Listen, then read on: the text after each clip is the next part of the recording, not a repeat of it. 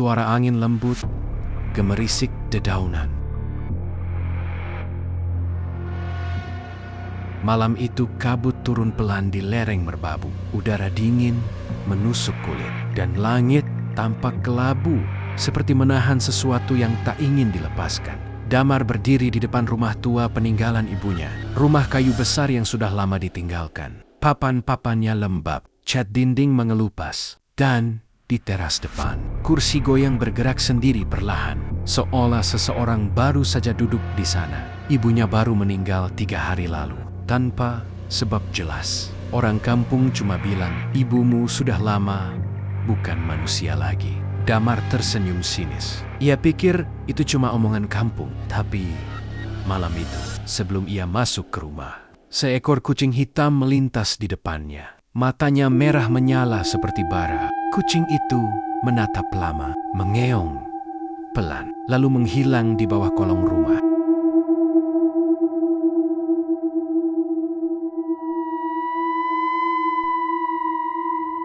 Damar membuka pintu depan. Engselnya berderit panjang. Udara apek menyeruak keluar. Lampu ruang tamu berkedip 2 kali sebelum menyala redup. Bau kayu lapuk bercampur debu tebal. Di dinding tergantung foto lama keluarga. Damar kecil, ayah, dan ibunya. Tapi di pojok bawah foto itu ada bayangan samar seperti wajah lain yang tidak pernah ia kenal. Malam pertama ia tidur di kamar depan. Sekitar jam 2 dini hari. Langkah kaki terdengar dari arah dapur dan berhenti tepat di depan pintu kamarnya. Ia menahan napas, lalu membuka pintu. Tidak ada siapa-siapa, hanya udara dingin mengalir dari lorong belakang. Damar menyalakan senter. Di ujung lorong itu ada 3 pintu. 2 menuju dapur dan kamar mandi. 1 lagi tertutup rapat. Dicat abu tua. Di tepinya ada bekas semen, seperti pernah ditutup paksa. Ia mendekat. Di pintu itu tertulis samar dengan paku berkarat, "Jangan buka pintu ini." Damar tersenyum kecil. Ia pikir orang kampung yang menulisnya. Tapi saat ia berbalik, suara tawa anak kecil terdengar dari balik pintu. Lalu berubah jadi bisikan perempuan. Babak 2, lorong di bawah tanah. Pagi hari Damar mulai membersihkan rumah. Saat mengepel lantai lorong, cat di dekat pintu abu itu mengelupas dan muncul tanda cap tangan kecil di baliknya. Tangan anak kecil. Ia menyentuh perlahan. Permukaannya dingin seperti kulit lembab. Malamnya suara tangis terdengar lagi. Lebih jelas. Tangis seorang anak kecil yang memanggil, "Ibu, tolong aku." Damar menggenggam linggis, menahan napas, lalu menghantam tembok itu. Semen terkelupas. Udara dingin keluar seperti embusan dari bawah tanah. Begitu pintu terbuka, yang terlihat bukan ruangan, tapi lorong panjang menurun ke bawah.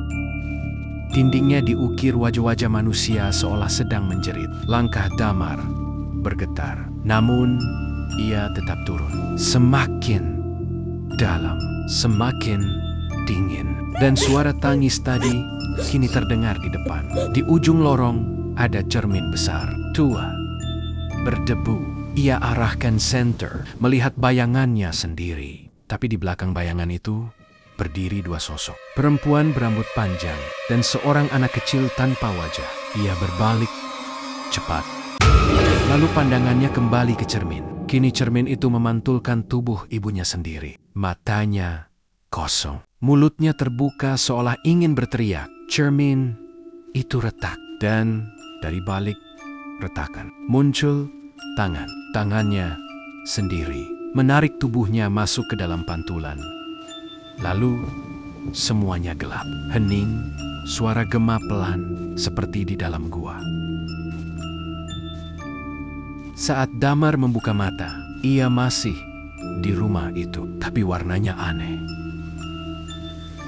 Dan di dinding lorong terukir tulisan besar. Pintu ketiga sudah terbuka. Suara ibunya terdengar lembut di kejauhan. "Kamu sudah pulang ya, Damar?" "Iya."